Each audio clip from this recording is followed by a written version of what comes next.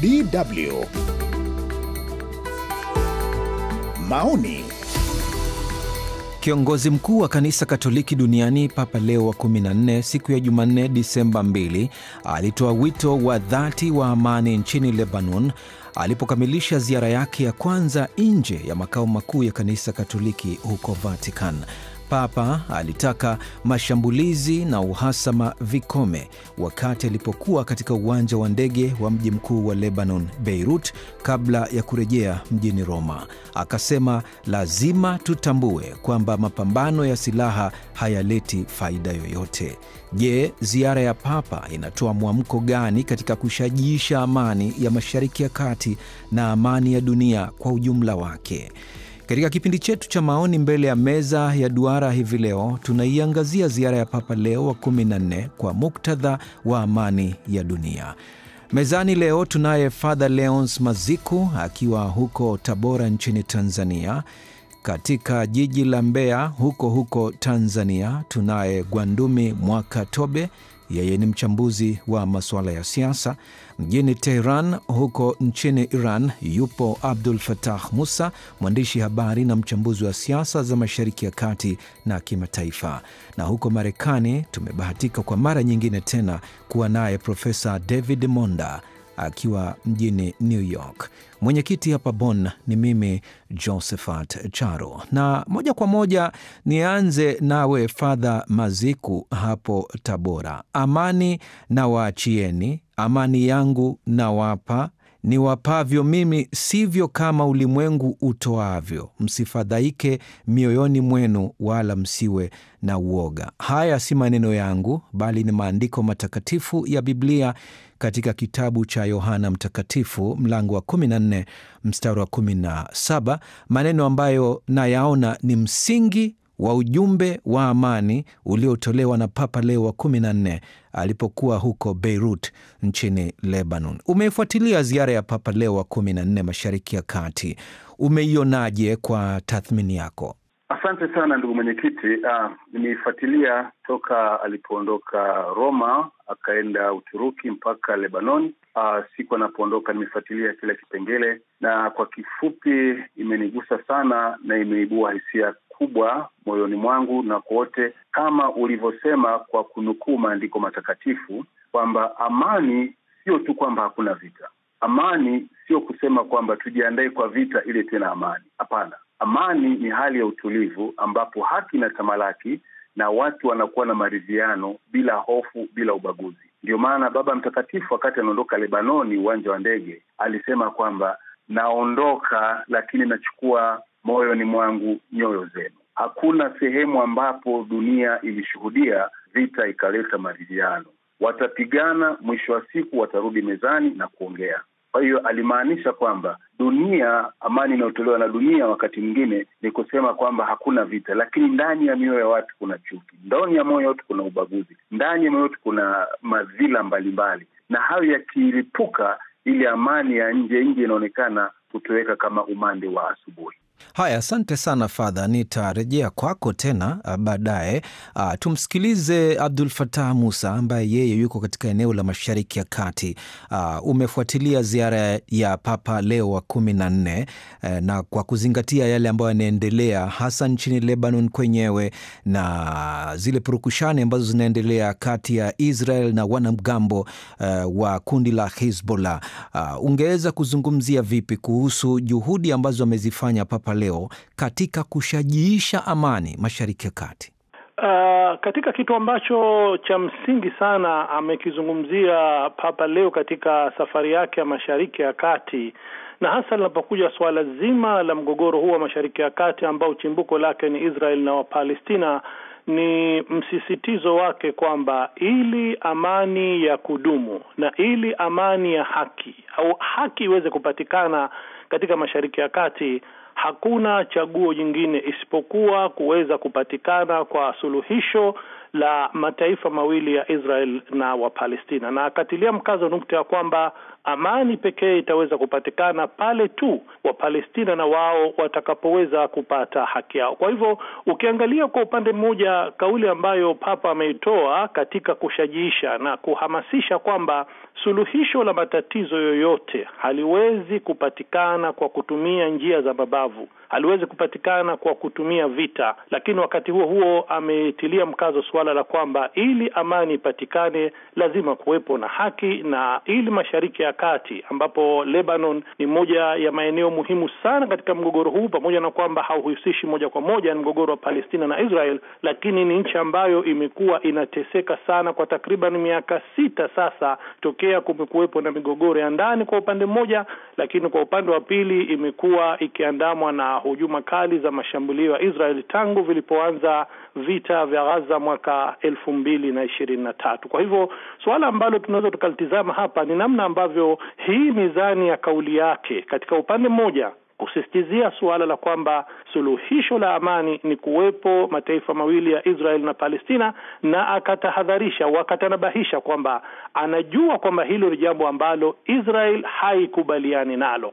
Na hapa ndipo ambapo kinakuja hichi kitendawili au mkwamo ambao mtu unashindwa kuelewa kwamba ikiwa Israeli hili hailitaki, na upande mmoja Israeli hiyo ndiyo ambayo imekuwa ikisukuma ajenda yake kwa kutumia nguvu za kijeshi na vita, lakini kwa upande wa pili Baba Mtakatifu anashauri, anahimiza kwamba nguvu za kijeshi zisitumike, na kwamba wale wote waliokosana wakae kwenye meza mazungumzo, na kwamba suluhisho pekee ni kutumia njia mazungumzo na kufikia maridhiano ili kuweza kupata amani ya kudumu. Kwa hivyo hapa ndipo ambapo tunaona changamoto nzima ya wito wake na ushauri wake katika suala zima la kupatikana maridhiano baina ya watu, kuwepo amani baina ya watu, lakini pia amekuwa na msimamo kwamba suluhisho la kupatikana amani hiyo ya kudumu katika Mashariki ya Kati ni kuhakikisha kwamba Wapalestina na wao pia wanakuwa na nchi yao.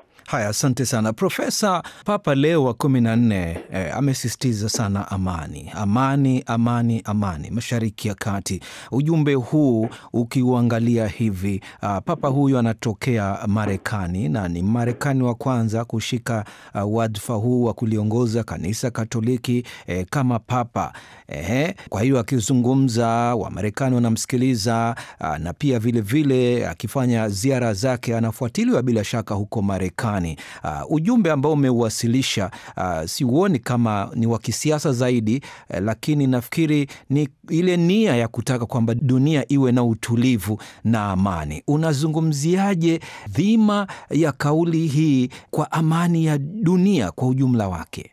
Kwa njia nzuri na nalifurahia, lakini vile ulivyoangazia ndugu mwenyekiti ni kwamba huwezi kutoa masuala ya kisiasa na masuala ya kidini ukiangazia ziara hii ya Papa Leo. Nasema hivyo kwa nafsi hizi mbili zake, cheo chake kama Papa. Cha kwanza ni kwamba yeye ni kiongozi wa Vatican, taifa la Holy See la kule Vatican. Kwa hivyo yeye ni kiongozi kwa njia fulani wa kidiplomasia. Upande mwingine yeye ni kiongozi wa dini ya Wakatoliki, zaidi ya bilioni 1.3 kote duniani. Kwa hivyo kwa lolote atakalolifanya, kuna dhana nyingi za kisiasa, za kidiplomasia na pia za kidini. Hapa Marekani anafuatiliwa kwa kina sana, kwa ukaribu, hususan kwa sababu yote atakayoyasema, hata ingawa nafsi yake kama kiongozi wa Vatican ni nafsi ya kidiplomasia, lakini anaonekana kama kwa njia fulani yuko juu ya masuala ya kisiasa, na ni nafsi ya kujaribu kuleta uwiano kati ya jamii na mataifa mengi kote duniani. Lakini lazima nisisitize ya kwamba hata ingawa hii ni ziara ya kuleta amani, historia na dukuduku, sokomoko za vita na siasa kati ya madini, uhasama kati ya dini ya Kiislamu na dini ya Kikatoliki na dini ya Kiorthodox bado zipo, na nadhani hii ni njia moja ya kujaribu kuleta uwiano, lakini historia kali na zile chuki bado zipo kwa njia fulani. Haya, asante. Father, nije kwako tena. Kwa waumini wa kanisa Katoliki ambao wameifuatilia ziara hii ya Papa na ambao wangetamani Papa afike katika nchi zao, katika maeneo yao, aongoze misa kama vile alivyofanya huko Beirut na pia maeneo mengine, ziara hii unaiona inahuisha vipi imani zao, hasa linapokuja swala la amani na utulivu katika mioyo yao na pia katika maeneo yao ambayo wanaishi? Eneo hilo ambalo Baba Mtakatifu amekwenda, eneo la Uturuki na Lebanon, kihistoria kama alivyoanza kusema profesa, ilikuwa ni eneo la Roman Empire ambayo ilikuwa ni eneo la Kikristo. Mpaka ilipokuja kwenye karne ya 16 wakati wa Ottoman Empire, mambo ndio yakabadilika, na ndiyo hiyo anayosema chuki ya vita hapa na pale ya kihistoria. Kwa kifupi, kwa mtu yoyote akijua kwamba kwa mfano Uturuki wakazi wake ni karibuni milioni 85 takriban, lakini Wakatoliki ni 0.05. Sasa katika ziara yake ya kwanza amefuata hilo kundi dogo, inaonyesha kwamba kila aliye na imani yeye anamgusa. Hivyo basi kila mtu ambaye anaamini katika uongozi wa kanisa Katoliki angependa na angetamani siku moja sio tu wamuone katika nchi yao, bali asili nao misa takatifu na wapate baraka. Nakumbuka alipokuja Tanzania miaka ya 90, umati ulijitokeza Jangwani. Nakumbuka nilipokuwa Manila 94 kwenye tamasha la dunia la vijana walivyojitokeza Jangwani, viwanjani pale, kuna mtu anasema nimemwona Baba Mtakatifu, sasa imani yangu imekamilika. Kuna nguvu ya pekee unapomwona kiongozi wa dini mubashara na mnasali naye pamoja.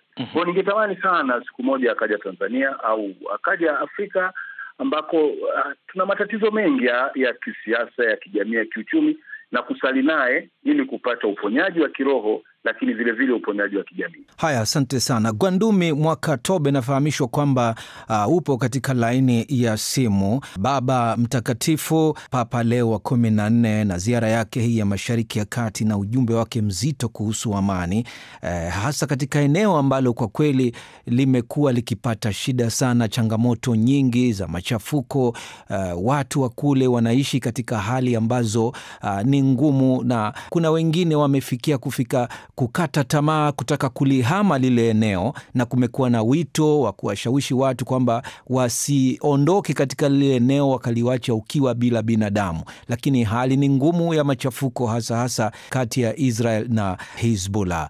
Wito huu na ziara yake hii umeifuatilia vipi kwa kuangalia yale ambayo yanaendelea katika maeneo mengine pia ya ulimwengu? Kwetu Afrika, Jamhuri ya Kidemokrasia ya Kongo, nchini Sudan, sasa hivi, na hali ambayo inaendelea kushuhudiwa hata pia katika bara la Ulaya, Ukraine huko. Naam, kwanza nikushukuru sana mwenyekiti kwa kuweza kunialika katika hiki kipindi, lakini pia niseme nafasi ya Papa yeyote wa Katoliki ni kubwa sana mwenyekiti, na ina muungurumo wake, ina kishindo chake pale anapotembelea popote duniani alipo. Ingawaje mimi nilipata shida kidogo kwa nini anaenda Uturuki, kwa sababu kwanza hakuna vita huko Uturuki, japo Erdogan amekuwa akitesa sana waandishi wa habari na kuwafunga, ikiwepo na kunyanyasa upinzani. Lakini Lebanon kwa kweli kama ulivyosema ni mahali ambapo pamekuwa pakipigwa, utafikiri ni Gaza ya pili, hasa kusini mwa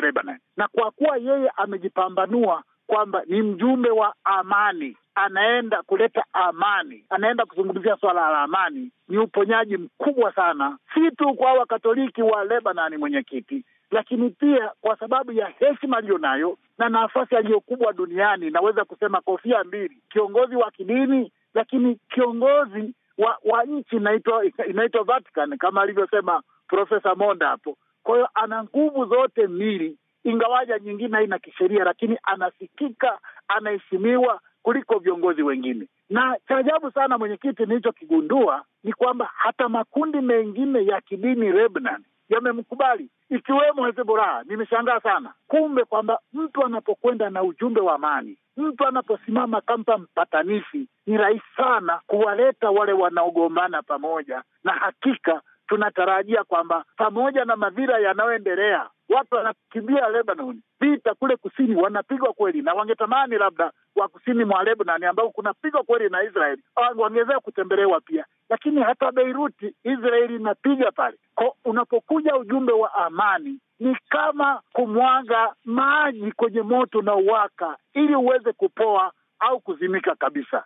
Na hilo ndilo ambalo ameenda nalo Papa Leo. Abdul Fattah, swala la mshikamano wa kijamii nchini Lebanon na makundi mbalimbali ya kidini ambayo yapo na vyama vya kisiasa, mpaka sasa hivi Lebanon imeonyesha mfano mzuri kwamba mambo yanakwenda na kuna maelewano kwa kiwango fulani ambayo haya yanaisaidia nchi kwenda, tukiacha kando hizo changamoto za wanamgambo wa Hezbollah na mapambano ambayo yanaendelea kati yao na Israel. Jinsi ambavyo Lebanon katika historia yake hadi kufikia hivi sasa, jambo hili linaweza kutoa somo gani kwa mataifa mengine ya Mashariki ya Kati na hata ulimwenguni kote pia katika kuleta ule mshikamano wa kijamii?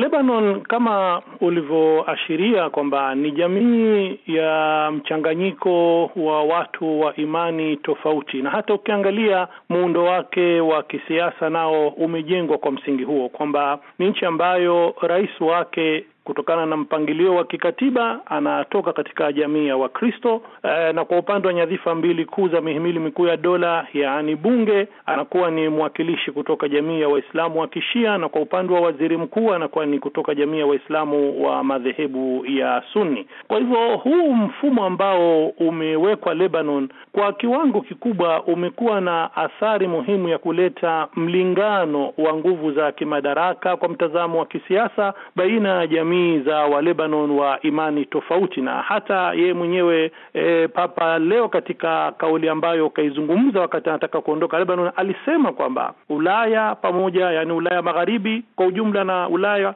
na upande mwingine vile vile Amerika ya Kaskazini zina masomo muhimu sana ya kujifunza kutoka Lebanon katika suala la watu wa dini na imani tofauti kuishi kwa pamoja kwa masikilizano, kuishi kwa pamoja kwa maridhiano na bila kutokea mizozo na machafuko yoyote ya kidini. Jambo ambalo tukiangalia leo kwa upande wa ulimwengu wa Magharibi na hata Ulaya kumekuwepo na hili tatizo ambalo linatajwa kwamba ni uenezaji hofu na chuki dhidi ya Uislamu au Islamofobia. Na yeye mwenyewe binafsi alipoulizwa kuhusu hilo akasema kwamba tatizo la msingi analoliona yeye ni kwamba kuna baadhi ya watu katika jamii za mataifa hayo ya Ulaya ambazo zinataka kuwatenga watu wa imani na watu wa mbari au watu wenye asili za rangi nyingine au maeneo tofauti wanakotoka kwa msingi wa kutotaka kuwa wao ni sehemu ya jamii za nchi hizo, ima kutokana na kwamba zaidi ni wahamiaji au kutokana na asili zao ambazo hazitokani na nchi hizo za mataifa magharibi. Kwa hivyo tunapoiangalia Lebanon katika muktadha huo ni kwamba kweli Lebanon ni kioo cha nchi mbalimbali za eneo la Mashariki ya Kati, yani nchi za Kiarabu na hasa jamii za Kiislamu, ambako ndani ya jamii hizo ni kwamba watu wa jamii za wachache kama ni Wakristo au watu wa jamii nyinginezo kama Wayazidi tunaona katika jamii kama Iraq, ambao ni jamii za walio wachache, ambazo inaonyesha kwamba endapo jamii au nchi hizo zitafuata mfano wa Lebanon katika kuzingatia haki za jamii tofauti za kidini na hata za kikabila, kwa mfano ni kwamba wananchi wanaweza kuishi kwa masikilizano na bila kuwepo machafuko yote. Na ni kwa msingi huo ni kwamba pamoja na kwamba Lebanon sasa hivi ina matatizo makubwa ya kisiasa, ina mizozo mikubwa sana na hali mbaya ya kiuchumi kutokana na mivutano ya masuala ya ndani ya namna gani ya kuweza kuwa na wakilishi wa pande hizo tatu, kwa sababu tumeshuhudia kwa muda mrefu Lebanon ilikuwa kwa zaidi ya miaka miwili imekaa bila kuwa na rais tokea rais wake aliyepita Aoun alipomaliza muda wake. Ni kwamba kulikuwa kuna mvutano wa kumchagua rais wa nchi. Kwa hivyo suala zima ni kwamba pamoja na mizozo hiyo, lakini masuala ya mizozo ya kimadhehebu au masuala ya jamii tofauti kwa muda mrefu sasa Lebanon imekuwa na utulivu huo, pamoja na kwamba inakabiliwa na hicho ambacho tunakiona hivi sasa kwamba bado inakosa amani hasa katika eneo lake la kusini kutokana na hujuma zinazoendelea kufanywa na jeshi la Israel katika eneo hilo. Father, nije kwako hapo Tabora. Uwiano baina ya dini na siasa katika kuleta maridhiano, maelewano katika jamii na amani na utulivu katika nchi na katika dunia nzima kwa ujumla, unazungumziaje swala hili? Asante sana. Kabla sijaja kwenye uwiano wa dini na siasa, naomba niongezee kwa ndugu yangu Makatobe aliyesema kwamba alionja kabisa umuhimu wa Papa kwenda Lebanoni kwa sababu kuna vita. Labda mimi niseme kuna umuhimu vile vile wa kwenda Uturuki. Uturuki kihistoria ndipo kanisa Katoliki kwa wakati huo lilifanya kikao katika mji wa Nisea kutengeneza kitu kinachoitwa kanuni ya imani, ile inayoitwa na Wakatoliki na Sadiki. Kwa hiyo amekwenda pale kuadhimisha miaka 1700 toka mtaguso wa Nisea ulipopitisha hiyo kanuni ya imani. Lakini cha pili, mgawanyiko mkubwa uliotokea katika Roman Empire kati ya kanisa la mashariki na magharibi, Orthodox Church na Roman Church, mwaka 1054 ameenda kukutana na Patriarch Bartholomew wa kwanza, ambayo walisali pamoja na wakatoa baraka pamoja. Nitaka tu kuongezea kwa Makatobe pale kwa nini Papa alikwenda Uturuki. Nirudi kwenye swala la dini. Endelea. Dini ni imani. Dini ni imani ambayo inagusa hisia ndani kabisa mwanadamu, ambayo wakati mwingine ni vigumu sana kuitofautisha na siasa. Lakini siasa ni mfumo wa kijamii, lakini mfumo wa kijamii wenye sayansi. Napenda kupigia mstari, profesa atanisaidia, wenye sayansi, wenye mantiki, ambayo matokeo yake yanapimika. Unapoondoa sayansi katika siasa, unaenda kwenye ushabiki. Sasa ushabiki hauna mantiki. Unaposhabikia kitu, hutumii reason, hutumii logic, hutumii mantiki. Kwa hiyo lazima kuwe na uwiano mzuri. Samahani, Mwakatobe atanisaidia kidogo hapo. Ndio maana mtu akisema uongo anasema acha siasa. Mtu akisema uongo anaambia umekuwa mwanasiasa. Si sawa. Siasa ni sayansi. Sayansi yenye matokeo yanayopimika ili watu waishi vizuri katika jamii inayohusu. Na wameanzisha Wagiriki katika zile metropolis. Na dini ni kitu cha ndani sana kinachounganisha watu wa jamii fulani katika imani inayowafanya wategemee nguvu inayozidi uwezo wao ili wapate, sijui kama neno nzuri sana, naomba inazimi, bima ya kiroho. Kama vile kuna bima ya afya, kuna bima ya kiroho. Na bima ya kiroho ni nini? Mtu unapokata bima ya gari, ukati bima ili upate ajali. Hilo unakata bima ili inapotokea ajali uweze kusaidiwa. Sasa unapokuwa na bima ya kiroho, maisha yana mchaka, kuna maji kupwa, maji kujaa. Inapotokea msukosuko, unakuwa na sehemu kukamata. Ile sehemu kukamata inakupa utulivu wa ndani. Utulivu wa ndani unakupa kuishi vizuri katika jamii. Na ndio maana nisema ni swala sensitive. Unakumbuka katika historia, atanisaidia profesa, kwenye historia ya dunia, kuna wakati hata Karl Marx alisema hakuna sababu ya kuwa na dini. Dini ni kama vile bangi inaofanya watu wasahau matatizo yao. Unaona, kuna wakati hatuna definition nzuri ya dini mpaka mtu anasema ni kama bangi. Lakini ukienda kwenye mantiki, hata katika dini kuna sayansi yenye majibu ya kujibu mafumbo makuu ya mwanadamu. Kwa hiyo sayansi peke yake haitoshi, dini peke yake haitoshi. Vinategemezana ili kutengeneza jamii inayoishi katika amani, utulivu, ambapo haki inatawala. Haki ikitawala kisiasa, utulivu wa dini, kunakuwa na amani katika dunia husika. Haya, asante sana Father. Umemsikia hapo Profesa David Monda, Father Maziku akijenga hoja zake. Nilivyomwelewa ni kwamba dini haina tatizo kama dini, wala siasa nayo pia vile vile kwa upande mwingine haina tatizo. Sasa shida ni nini? Shida ni watu binadamu ambao ndo wanashika hizi dini na kuwa na imani tofauti na kufanya siasa kwa mirengo tofauti. Profesa, nadhani hilo ni kitendawili kigumu na nitalijibu kwa njia hii. Nitasema ya kwamba shida lipo kwa dini na siasa, na pia shida lipo kwa binadamu. Shida lipo kwenye dini kwa sababu dini haitabiriki kwa njia nyingi, ni imani. Na kwa sababu hiyo, tuseme bara yetu ya Afrika, tumeletewa dini nyingi kutoka nje, kutoka Ulaya hususan, kutoka mataifa mengine. na kwa njia fulani Mwafrika hajielewi. Tunamkumbuka Ali Mazrui alikuwa akifafanua haya, yani nafsi ya Mwafrika na vile alivyobadilishwa na misingi ya kiutamaduni ya Kiafrika, ya kidini, na pia na viegezo vingine vya kutoka nje. Kwa hivyo dini pia inachanganyisha umma kwa njia fulani. Lakini pia kwa sababu dini haitabiriki tena kwa njia hizo, inatumiwa pia na wanasiasa kugawanya umma kwa njia moja au nyingine. Tunaona upande wa Wakristo vile Wakatoliki na Waprotestanti wamelumbana, kwa mfano kule Uingereza kwa miaka mingi, Ireland na Uingereza. Tumeona pia Mashariki ya Kati vile sokomoko za kisiasa zimetumia dini kuwagawanya Washia na Wasuni, na hata tena kuwagawanya wa Alawite kule Lebanon na Syria na Wasuni. Kwa hivyo ni kitendawili kigumu. Dini lipo kwa siasa, huwezi kutenganisha dini na siasa, na pia siasa huwezi kulitenganisha na dini. Ndiposa Thomas Jefferson hapa Marekani alikuwa anasema kuna ule ukuta kwa sera za kisiasa za kutofautisha masuala ya dini na mkono wa umma wa serikali. Kwa hivyo hilo ni suala gumu, na ndiposa kuna umuhimu huu wa ziara hii ya Papa Leo.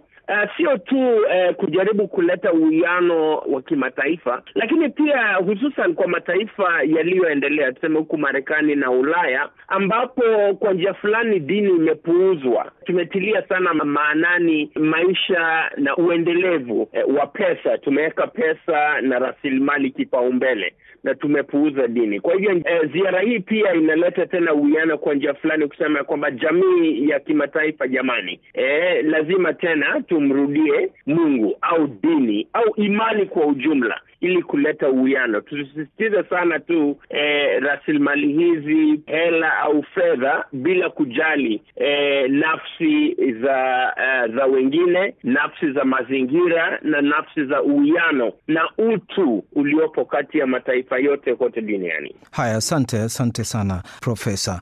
Nije kwako Abdul Fattah hapo Tehran. Umemsikia hapo Profesa, nilikuwa nimeuliza kuhusu swala la dini na swala la siasa, jinsi watu wanavyokuwa wanafanya siasa na kushika dini zao, na mparaganyiko ambao huo unatokea kwa sababu ya wengine kuwa na imani ambazo ni za wastani na wengine wanakuwa na imani ambazo ni za misimamo mikali. Mpaka uko wapi kati ya dini na kati ya siasa katika kuleta ule uwiano na maelewano mazuri katika jamii ya Mashariki ya Kati, au niseme kwa ulimwengu mzima kwa ujumla, ili kuhakikisha kwamba dunia inabaki katika hali ya utulivu na amani? Ili dunia iweze kuwa na amani, au tukianzia hata Mashariki ya Kati kwa ujumla, suala moja la msingi ambalo kama ulivyoliashiria au walivyoashiria wazungumzaji waliotangulia kuhusu nafasi na mpaka wa dini katika siasa na siasa katika dini. Mimi kwa rai yangu ninavyoona ni kwamba kama ziara ya Papa Leo aliyofanya katika Mashariki ya Kati au katika nchi hizi mbili za mataifa ya Mashariki ya Kati na ya Kiislamu, ni kuonyesha kwamba hatuwezi kuiepuka dini katika siasa, kwa maana ya kwamba hatuwezi kuepuka nafasi ya maadili na imani katika uendeshaji wa masuala yetu ya kiserikali na ya mahusiano ya kimataifa. Na endapo dini tutaamua kuifuta katika suala hilo, ndipo ambapo tutaiendesha dunia kwa matashi ya maslahi ya kiuchumi tu, kwa matashi ya kutegemea nguvu za kijeshi ambazo taifa moja linalo dhidi ya mataifa mengine duniani, na matokeo yake ni kwamba hatutakuwa na dunia yenye amani. Yaani amani haitapatikana endapo ulimwengu wetu utaendeshwa bila ya kujali misingi ya maadili ambayo chimbuko lake kwa sehemu kubwa sana linatoka kwenye dini. Kwa hivyo dini haiwezi kwa namna yote kuweza kutolewa katika msingi au masuala ya kisiasa. Lakini linapokuja suala la kwamba vipi mlingano katika jambo hili upatikane, ni kwamba kinachotakiwa katika nchi yoyote ile, kama ambavyo ndio Papa amefanya safari yake katika nchi ya Uturuki, ni kuonyesha kwamba kuna udharura mkubwa sana, bila kujali jamii ina mlingano wa aina gani ya watu wa imani tofauti, lakini watu wa imani zote lazima dini zao na imani zao ziheshimiwe. Yale mambo ya msingi katika imani yao yazingatiwe, na serikali inapochukua maamuzi mbalimbali isiwe na msimamo na mielekeo ya kubagua jamii moja au nyingine ya dini kwa sababu tu pengine jamii hiyo ni ya wachache katika nchi. Kuheshimiana, kuvumiliana, katika kuheshimu haki kunaweza kusaidia kabisa kuepusha machafuko na jamii ikawa na utulivu. Father, tunakwama wapi kama binadamu, au niseme mtu, kwa sababu kuna tofauti kati ya mtu na binadamu? Mkwamo unatokea wapi mpaka binadamu anajisahau kuheshimu binadamu mwingine, au kushindwa kumvumilia binadamu mwingine, au kuheshimu haki zake na kuzizingatia, mpaka tukafikia wakati wa machafuko na damu kumwagika? Napenda kusema tu kwamba ubinafsi unapotosha akili inayofikiri kimantiki. Amesema vizuri sana msemaji toka Teherani kwamba tunaufahamu ukweli na tunaujua ukweli na tunajua huu ukweli ndio utaleta maridhiano, lakini unapuuzwa. Kwa nini? Ubinafsi unafanya upendeleo wa kukandamiza wengine. Sasa kibinadamu kuondoa ubinafsi, Mwalimu Nyerere alijaribu sana kwenye siasa ya ujamaa na kujitegemea, lakini kilichomshinda au alichofanya kikashindikana kabisa ni ubinafsi. Mtu anatazama leo yake, atizame kesho ya wengine. Mtu anatazama maslahi yake ya moja kwa moja, lakini angalia maslahi mapana ya jamii. Kama alivyosema kuhusu uchafuzi wa mazingira, kuna mtu kabisa amesomea mambo ya migodi, wanaingia mkataba na makampuni makubwa ya kimataifa, wanachimba madini, yale madini yanatiririsha maji kwenda kwenye mito, watu wanaugua, wanapata saratani. Nini? Ni ubinafsi. Kwa kifupi naweza kusema ubinafsi ndio chachu ya maovu yote yanayofanya maridhiano, maelewano yavunje haki na kufanya tukose amani katika dunia. Gwandumi Mwakatobe, ubinafsi kama anavyosema Father hapo Maziku ndio unaotukwamisha. Tunatoka vipi ili tuweze kusonga mbele na kuleta uponyaji katika mioyo ya binadamu, hasa katika maeneo ambayo yanashuhudia machafuko? Watu wameumizwa sana. Kwa mantiki ya ziara hii ya Papa Leo huko Uturuki na pia vile Lebanon.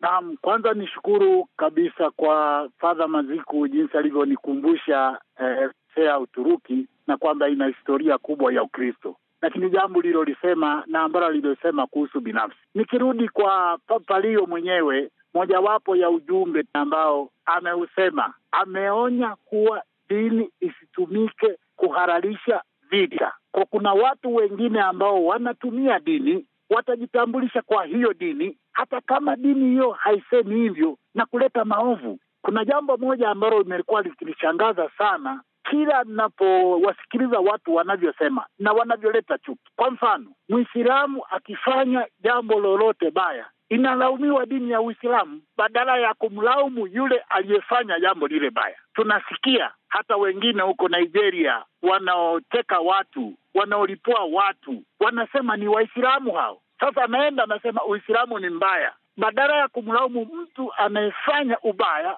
mwenye ubinafsi, inalaumiwa dini.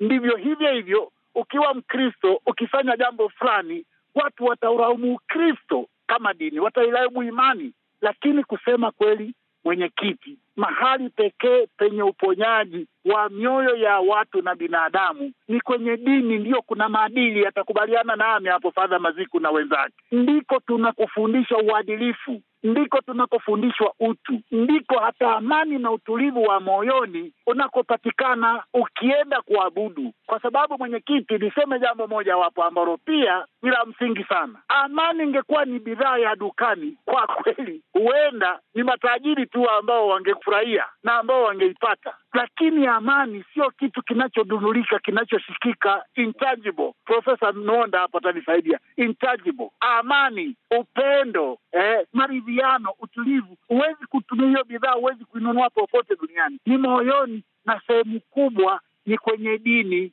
ndiko ambako kuna msingi wa uadilifu, kuna msingi wa utu, lakini pia matendo yote ya haki. Hakuna dini ambayo inaruhusu kwamba umtese, umwangamize mtu mwingine, hata kama wataitumia watu kutimiza malengo yao. Haipo. Haya, Profesa Monda, amani bila haki inawezekana kweli? Amani bila haki inawezekana na haiwezekani. Inaita kosa kuwezekana kwa sababu pasi na kuleta uwiano kati ya jamii tofauti, kutakuwa na wale ambao wanatengwa ambao bado wataendelea kupigania haki zao. Lakini nasikitika kusema ya kwamba hata kweli kama Papa Leo anajaribu kuongea kuleta uwiano, kuna ile hali ya ukweli au nafsi iliyopo kwa wakati huu ya kwamba wale ambao wana madaraka wanafanya kwa sababu wanaweza, sio kwa sababu za kimantiki au sababu za kuleta uwiano. Wale mababi, mwenye nguvu mpishe. Kwa hivyo tena kwa upande fulani sidhani amani itaweza kudumu kwa sababu ya ubabe na uhasama wa kijadi ambao bado utaendelea. Haya, Father Maziku, ziara hii ya Papa Leo bila shaka imeimarisha mshikamano na maelewano kati ya dini mbalimbali, na sio tu huko Lebanon au niseme Mashariki ya Kati, lakini naona ni kama kuna chembe fulani ambazo zitaenea katika maeneo mengine ya dunia, barani Ulaya, barani Afrika, Amerika Kaskazini, Amerika Kusini, barani Asia na maeneo mengine yote ambayo yanashuhudia migogoro na mivutano baina ya makundi mbalimbali, serikali na wapinzani na mambo kama hayo.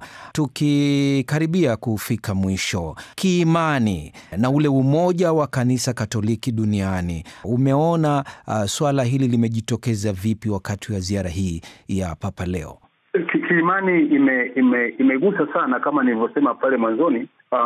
Nchi kama ya Uturuki yenye watu milioni 85, alafu anakwenda kutembelea Wakatoliki ambao ni 0.05, inaonyesha thamani ya mchungaji mkuu, kiongozi mkuu wa kanisa Katoliki. Ni kama vile tunavyoambiwa mchungaji mwema anaacha kondoo 99 zizini, anamfuata mmoja ambaye alibaki nyikani.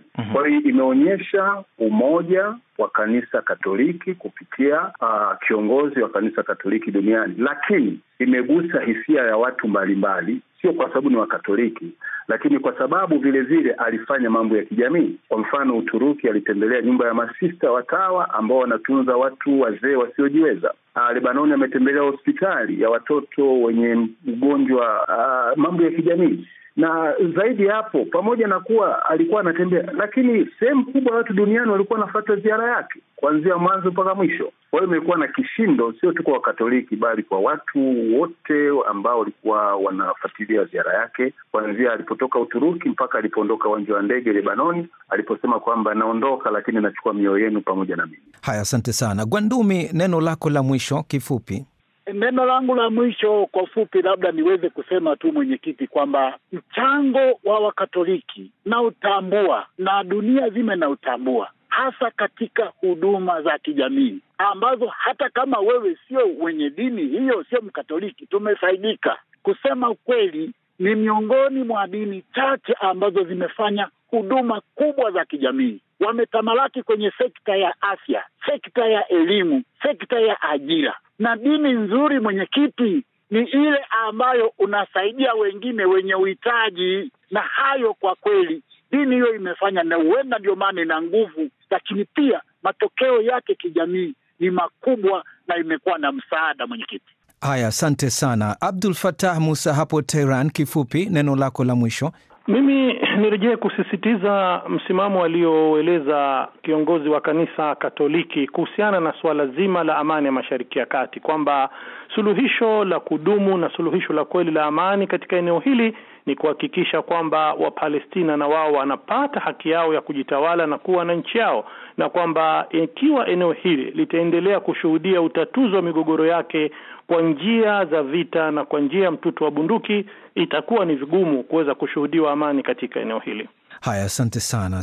Na msikilizaji, basi hadi hapo ndipo tunakamilisha kipindi chetu cha maoni mbele ya meza ya duara, ambapo leo tulikuwa tunajadili ziara ya kiongozi mkuu wa kanisa Katoliki Papa Leo wa 14 huko Mashariki ya Kati kwa muktadha wa amani ya dunia. Ni ujumbe mzito ambao ameutoa, nami nakutakia amani mwezi huu wa Disemba na amani mwaka ujao wa 2026. Katika meza ya duara leo tumekuwa naye Father Leons Maziku akiwa huko Tabora nchini Tanzania. Jijini Mbeya alikuweko Gwandumi Mwakatobe, mchambuzi wa siasa, na mjini Tehran huko nchini Iran alikuweko Abdul Fattah Musa, yeye ni mwandishi habari na mchambuzi wa siasa za Mashariki ya Kati na kimataifa. Na huko Marekani tumekuwa naye Profesa David Monda katika mji wa New York, yeye ni mchambuzi wa siasa za kimataifa. Mwenyekiti hapa Bonn nimekuwa ni mimi Josephat Charo, na kutakia amani. Kwaheri.